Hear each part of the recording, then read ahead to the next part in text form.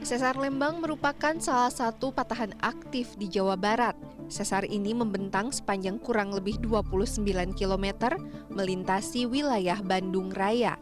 Sesar Lembang berbentuk memanjang dari Padalarang, Kabupaten Bandung Barat, hingga wilayah Gunung Palasari, Kabupaten Sumedang.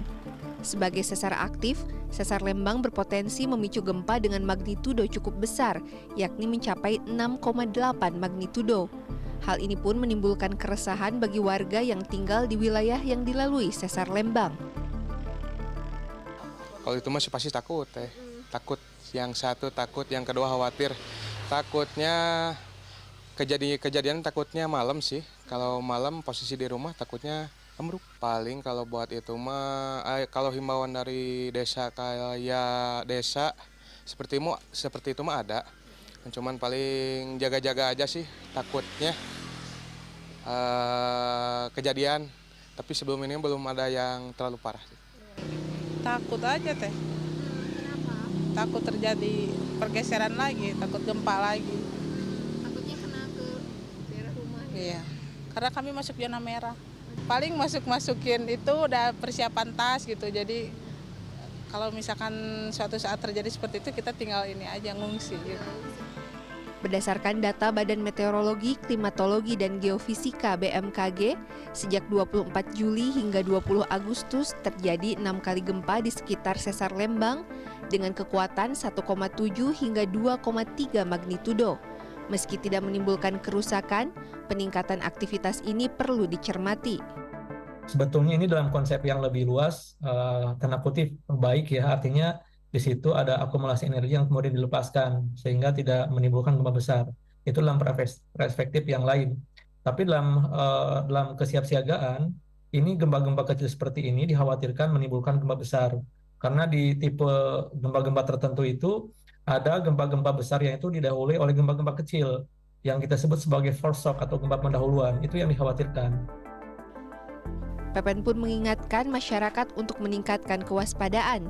Menurutnya, mitigasi perlu dilakukan agar risiko kerusakan dapat diminimalkan.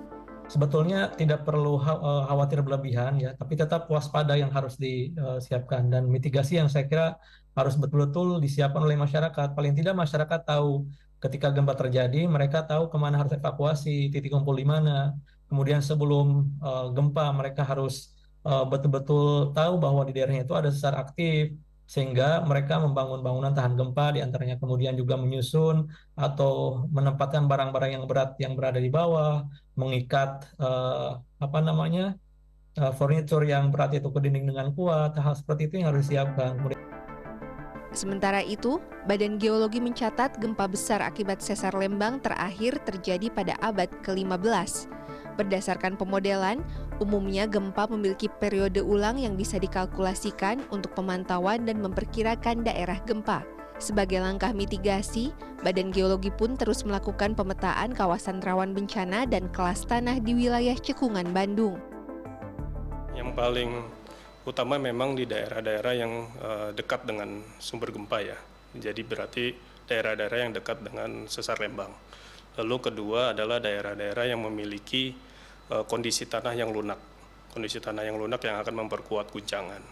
Nah itu daerah-daerah contohnya seperti Bandung daerah selatan yang memang tanahnya lunak. Berdasarkan penelitian itu, Sesar Lembang ini terakhir gempa itu merusak abad 15. Jadi dengan periode ulang gempa itu sekitar 170 hingga 670 tahun. Jadi kalau kita hitung, berarti sekitar 560 tahun ini Lembang ini belum gempa besar lagi. Dengan upaya mitigasi yang tepat, diharapkan masyarakat tidak perlu khawatir, namun tetap waspada dan bersiap untuk menghadapi bencana di masa mendatang. Tim Liputan CNN Indonesia, Bandung, Jawa Barat.